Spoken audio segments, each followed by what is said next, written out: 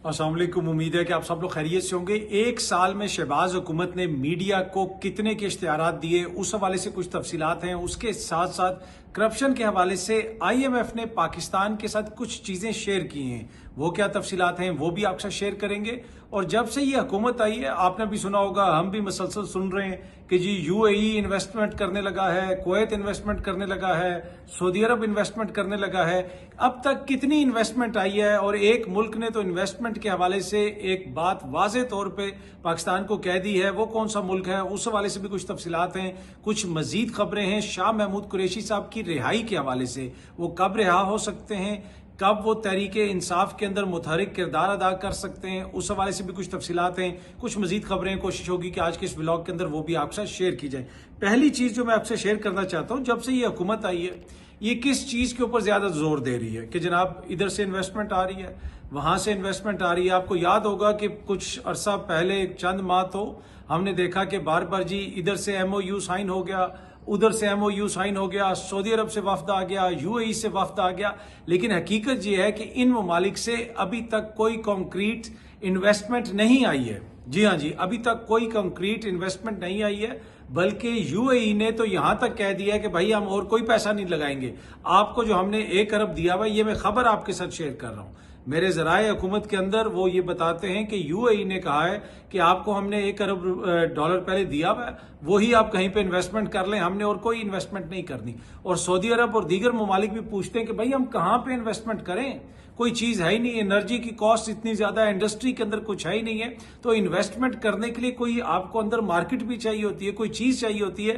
तो कोई भी इन्वेस्टमेंट, जिसे कहते हैं ना बड़ी इन्वेस्टमेंट, इन ममालिक से नहीं आई। आपने देखा कि सऊदी अरब से एक बहुत बड़ा वफ्द आया था, उसके साथ वो अलबैक चिकन वाले थे और ये थे और वो थे, और बहुत सारी खबरें यहां पे आई। और उससे पहले जेंट्री बीच, जी हाँ जी, आपको याद होगा जेंट्री बीच अमेरिका से आया था और यहां पे ब्रेकिंग न्यूज चली थी कि जी जेंट्री बीच ने अरबों डॉलर की इन्वेस्टमेंट करनी है। सदर ट्रंप का करीबी साथी, अमेरिका का बहुत बड़ा बिजनेसमैन जेंट्री बीच आ गया। जेंट्री बीच अभी तक $1 नहीं लेके आया।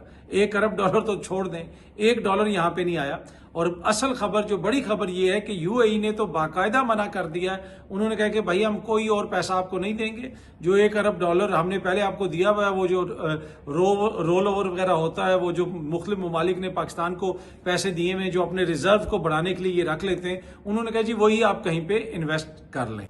अच्छा, एक तरफ हालत ये है कि जनाब कोई इन्वेस्टमेंट आ रही नहीं, कोई पैसा आ नहीं रहा, डॉलर्स की शदीद कमी है, IMF भी करप्शन के हवाले से मुख्तलिफ शिकायत कर रहा है। लेकिन हुकूमत क्या कर रही है? हुकूमत की शाखर्चियां देखें। कल सीनियर सहाफ़ी हैं रियाजुल हक साहब, उन्होंने एक व्लॉग बनाया और पूरी दस्तावेजात उन्होंने दिखाई। उन दस्तावेजात के मुताबिक रियाजुल हक साहब ने जो चीज़ें शेयर की हैं, मुबैना तौर पर शहबाज हुकूमत ने 1 साल में अखबारात, TV चैनल्स को 11 अरब के इश्तिहारात दिए। उनमें से कुछ ऐसी अखबारात भी हैं जिनका कभी किसी ने नाम भी नहीं सुना, उनको भी इश्तिहारात दिए गए। जंग अखबार को 43 यानी 43 करोड़, जियो को 64 करोड़, ARY को 44 करोड़, दुनिया को 40 करोड़, PTV न्यूज को तकरीबन 39 करोड़, समा एक्सप्रेस को 38 करोड़, हम न्यूज को 36 करोड़, डॉन न्यूज को 31 करोड़ के इश्तिहारात दिए गए। और मोहसिन नकवी साहब का जो चैनल है 24 न्यूज, उसको बताया गया कि जी 30 करोड़ के इश्तिहारात मिले हैं। तो ये सारा पैसा है अवाम का पैसा, और इन टोटल ये 11 अरब रुपया, 11 अरब रुपया 1 साल के अंदर सेंटर की जो हुकूमत है, जो वफाक की हुकूमत है, उसने मीडिया में बांटा है, मीडिया के अंदर इश्तिहारात दिए हैं। अब आप पंजाब की हुकूमत की कैंपेन्स देख लें, मीडिया एडवर्टाइजमेंट्स देख लें। हमने तकरीबन हफ्ते से ज़्यादा हो गया है पंजाब की हुकूमत को एक ईमेल भेजी हुई है कि भाई आप सिर्फ गुज़िश्ता 6 माह का रिकॉर्ड हमें बता दें कि आपने जनवरी से लेके जून तक, 30 जून तक कितने इश्तिहारात दिए हैं पंजाब हुकूमत ने, कितना पैसा एडवर्टाइजमेंट के ऊपर, इश्तिहारात के ऊपर खर्च किया। अभी तक कोई जवाब नहीं मिला। ये सिंध की हुकूमत को भी बताना चाहिए, ये खैबर पख्तूनख्वा की हुकूमत को भी बताना चाहिए, और उसके साथ साथ जनाब ये बलोचिस्तान की हुकूमत को भी बताना चाहिए। ये अवामी पैसा है, ऐसे अवामी पैसा खर्च हो रहा है। वैसे अगर सिंध की बात करें तो पाकिस्तान में अगर कोई जिंदगी गुजार रहा है तो वो कामरान टसूरी भाई हैं। ये वीडियो आप साइड पे देखें। अभी ये केक काट रहे हैं, देखें कैसे इन्होंने तलवार निकाली। उस दिन कोई इधर इन्होंने फंक्शन करवाया हुआ था गवर्नर हाउस में, साथ वो जितने भी सिंगर्स वगैरह थे उनके साथ ये सेल्फियां ले रहे थे। तो वैसे लाइफ अगर कोई एंजॉय कर रहा है तो वो कामरान टसूरी भाई एंजॉय कर रहे हैं और गवर्नर बन के, और खूब उन्होंने रौनक लगाई हुई है। पर एनीवे जनाब, अब बाकी सूबाई हुकूमतों ने कितने अरब के इश्तिहारात दिए हैं वो तफसीलात भी सामने आनी चाहिए, और बाकायदा इसके ऊपर देखिए, ये तो एक बेसिक सी चीज़ है, इसमें कौन सी ऐसी चीजें, ये तो छपना चाहिए, हुकूमत को खुद पब्लिश करना चाहिए, कोई बाकायदा एक वेबसाइट होनी चाहिए जहां पे पता चले कि किस हुकूमत ने कितना पैसा खर्च किया, अवामी पैसा, इस तरह की चीजों के ऊपर। अच्छा, पाकिस्तान से गल्फ कंट्रीज के लिए फेरी सर्विस शुरू करने की बात हो रही है, यानी वो जो बहरी जहाज है वो जाया करेगा। जब हम छोटे थे उस वक्त हम रेडियो पे इश्तिहारात सुनते होते थे कि जुम बहरी जहाज के जरिए अपना सफर करें, और उस जमाने में हज पे भी लोग बहरी जहाज के जरिए जाते होते थे। अब दोबारा पाकिस्तान ये सर्विस शुरू करना चाह रहा है और उसके लिए किसी कंसल्टेंट को भी अपॉइंट कर दिया गया है। मुझे याद है कि जब ये मुतलका वजीर थे उस वक्त शायद अली जैदी साहब, उस वक्त भी कोई पार्टी थी जो फेरी सर्विस शुरू करना चाहते थे, वो बहरी जहाज की सर्विस शुरू करना चाहते थे और वो अली जैदी साहब से मिलना चाहते थे।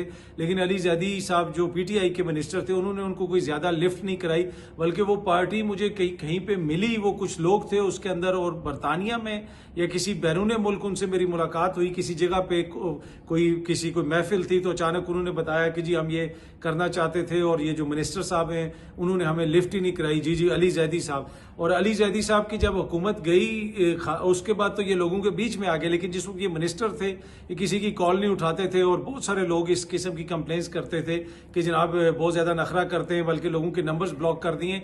एक वाकया तो मेरे सामने है कि इधर F9 पार्क में एहतजाज हो रहा था और हम कुछ जर्नलिस्ट भी थे वहां पे और हम भी वो कवर करने गए, तो वहां पे कोई आके मिला अली जैदी साहब को। उन्होंने अली जैदी साहब ने बड़े गर्मजोशी से उसको मिले, शायद कोई खातून थी, और उन्होंने कहा कैसे हैं आप, ये वो। उन्होंने कहा जी अली भाई आपने तो मेरा नंबर ही ब्लॉक कर दिया जब से आप मिनिस्टर बने थे, तो अब आपकी हुकूमत खत्म हुई है, तब आपको सब याद आ गए। पर एनीवे, अभी अचानक ये फेरी सर्विस की मैंने खबर पढ़ी तो मुझे याद आया कि ये इमरान खान साहब के दौर में भी कोई करना चाहता था, लेकिन अली जैदी साहब को उन्होंने अप्रोच किया, पर जैदी साहब ने कोई आगे से ज्यादा लिफ्ट नहीं कराई। अच्छा, आज इमरान खान साहब से मुलाकात का दिन है। आज की मुलाकात बड़ी इंपॉर्टेंट है। उसमें जो ये फैसले आए हैं हालिया दिनों में सजाओं के हवाले से, शाह महमूद कुरैशी साहब की बरीयत हुई है केसेस में, उन सारी चीज़ों के ऊपर यकीनन इमरान खान साहब तक जब इंफॉर्मेशन जाएगी आगे से वो भी बात कर सकेंगे। और आज जिन लोगों के नाम हैं खान साहब से मिलने के लिए, उसमें बैरिस्टर गौहर अली खान साहब हैं, इनकी शायद मुलाकात हो जाए। सलमान अकरम राजा कोई चांस नहीं, नियाजुल्लाह नियाजी कोई चांस नहीं, नईम अदर पंजोथा कोई चांस नहीं, ज़हीर अब्बास चले जाएंगे अंदर, वो हमेशा ही चले जाते हैं, वो लॉयर हैं, वो बाहर आके कोई सियासी वगैरह बात तो करते नहीं हैं। मोहम्मद अली बुखारी साहब, इनका भी मुझे मुश्किल लगता है, इनका मैं समझता हूँ 45% चांस है कि शायद इनको अंदर जाने दिया जाए, और बैरिस्टर गौहर साहब का 50-50 चांस है, सलमान अकरम राजा साहब का, नियाजुल्लाह नियाजी साहब का और नईम हैदर पंजोता साहब का कोई चांस नहीं है। अच्छा, अब अगर शाह महमूद कुरैशी साहब की बरीयत हो गई है तो अब वो कब बाहर आ सकते हैं? ऐसे 7 केसेस उनके पेंडिंग हैं जिनमें उन्होंने बेल वगैरह अप्लाई की गई है, अराउंड अबाउट 7 केसेस हैं। लेकिन मजे की चीज ये है कि जिस जज ने उनको बरी किया है वो केसेस भी, उनकी जमानतों के केसेस भी उसी जज के सामने हैं। तो अगर उसने उनको मुकदमात से बरी कर दिया, वो उनको जमानतें भी दे देगा, तो ऐन मुमकिन है कि जल्द ही शाह साहब बाहर हों और तहरीक इंसाफ के मामलात को बाहर आके वो देख रहे हों। वैसे कल पाकिस्तान तहरीक इंसाफ के जो लोगों को सजाएं सुनाई गई, ये सामने आप देख सकते हैं, ये उन्होंने शेयर किया उनके वकला ने कि कितने लोगों को सजाएं हुई, कितने लोगों को बरी किया गया। उसमें 7 लोग जनाब जो बरी हुए हैं एक मुकदमे के अंदर, और दूसरे मुकदमे के अंदर 12 लोग बरी हुए हैं। इन टोटल जो है 19 लोग जो है कल बरी हुए हैं, इंक्लूडिंग शाह महमूद कुरैशी साहब। अब जिन लोगों को सजाएं हुई हैं, 10 मुलजिमान को 10-10 साल की सजा हुई है एक मुकदमे में, जिसमें जो है वो एजाज चौधरी साहब भी हैं, उमर सरफराज चीमा साहब भी हैं, आयशा भुट्टा साहिबा भी हैं और दीगर लोग भी हैं। ये 10 बंदे हैं। तो इन सब को मिला के एक मुकदमे के अंदर इन जो मुलजिमान थे अब ये मुजरिमान बन गए, इनको 100 साल की सजा हुई है सबको मिला के। इसी तरह दूसरे मुकदमे को आप देखें तो उसमें भी कितने मुलजिमान को 10 जो साल सजा है वो 11 मुलजिमान को हुई है, तो 110 साल वो बनते हैं। फिर 5-5 साल आलिया हमजा को और सनम जावेद को हुई है। तो टोटल कल जो 2 मुकदमात हैं उसमें पाकिस्तान तहरीक इंसाफ के कारकुनों और लीडरशिप को 220 साल की सजा हुई है। अब तक टोटल जो इनको सजाएं हुई हैं वो 1000 साल से ज्यादा की सजाएं हो चुकी हैं। पर एनीवे, जिस तरह मैं अर्ज कर रहा था कि इसमें कुछ लोग बरी भी हो गए। और अच्छा जी, ख्वाजा आसिफ साहब ने दोबारा ब्यूरोक्रेट्स की करप्शन के हवाले से बात की है और उन्होंने कहा जी अगर आधी ब्यूरोक्रेसी नहीं तो 30-40% ब्यूरोक्रेसी तो यकीनन करप्ट है। ये सामने आप देख सकते हैं, एक्सप्रेस न्यूज़ भी इसको रिपोर्ट कर रहा है और उसमें ख्वाजा साहब ने फरमाया जनाब के आधी ब्यूरोक्रेसी ना सही 25 से 30% करप्ट है। उन्होंने ये भी बताया कि जनाब ब्यूरोक्रेट्स हर साल अपने असासे उनको जाहिर करने चाहिए, ये उनके ऊपर लाजमी जो है ये चीज़ इस चीज़ का इतलाक होना चाहिए। इनकी दोहरी शहरियत होती है किसी फौजी अफसर की, किसी जज की या किसी दीगर जो सियासतदान वगैरह हैं या कोई ऐसे अहदेदार हैं हुकूमती, उनकी दोहरी शहरियत नहीं हो सकती। लेकिन ये ब्यूरोक्रेट्स ने दोहरी शहरियत रखी हुई है। तो वो तो इस चीज़ के ऊपर बिल्कुल ख्वाजा साहब कायम है कि ये ब्यूरोक्रेट्स करप्ट हैं, ये करप्शन करते हैं। और उन्होंने ये भी कहा कि मैं अपनी हुकूमत से कहूँगा कि इस हवाले से कानून साजी भी की जाए। दूसरी जानिब IMF ने एक बड़ी खतरनाक बात की है। IMF ने यह कहा है कि करप्शन और इख्तियारात का नाजायज इस्तेमाल रोकने वाले रेड फ्लैग्स का फुकदान है।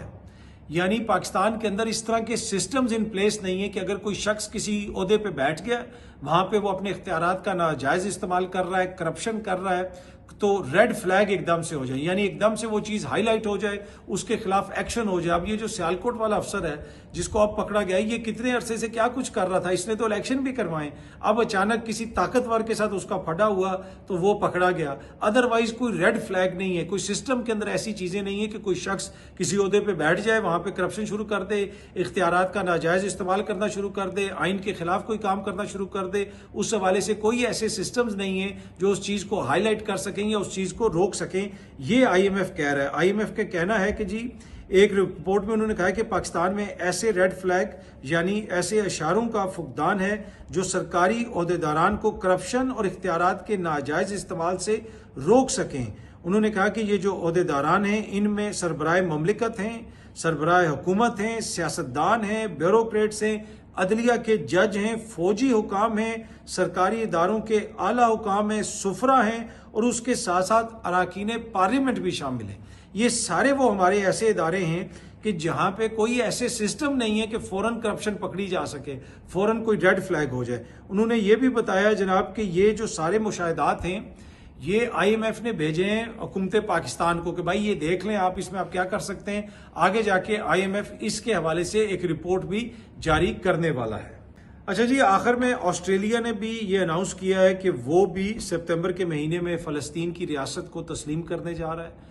उससे पहले आपको पता है फ्रांस ये ऐलान कर चुका है, इंग्लैंड ने भी इस किस्म की, बरतानिया ने भी इस किस्म की बात की है, स्पेन भी इसी किस्म की बात कर रहा है, इवन कि न्यूजीलैंड भी इस हवाले से सोच रहा है। बुनियादी वजह यही है कि जो कुछ वहां पे हो रहा है, जो इसराइल कर रहा है अमेरिका के आशीर्वाद से, डोनाल्ड ट्रंप साहब के आशीर्वाद से, वहां पे जो कुछ वो कर रहा है उसके ऊपर अब बहुत ज्यादा रिजेंटमेंट पाई जाती है दुनिया भर में। कल ही अल जजीरा के एक सहाफ़ी को भी वहां पे शहीद किया गया और जिस तरीके से उसको शहीद किया गया, टारगेट किया गया, अब तक वहां पे कई दर्जन सहाफ़ियों को निशाना बनाया जा चुका है, कई दर्जन सहाफ़ियों को। ये सारी चीजें दुनिया देख रही है और दुनिया में जो अगर आप देखें बड़े बड़े जो जुलूस निकल रहे हैं, बड़े बड़े जो एहतजाज हो रहे हैं, वो किसी भी मुसलमान मुल्क में नहीं है।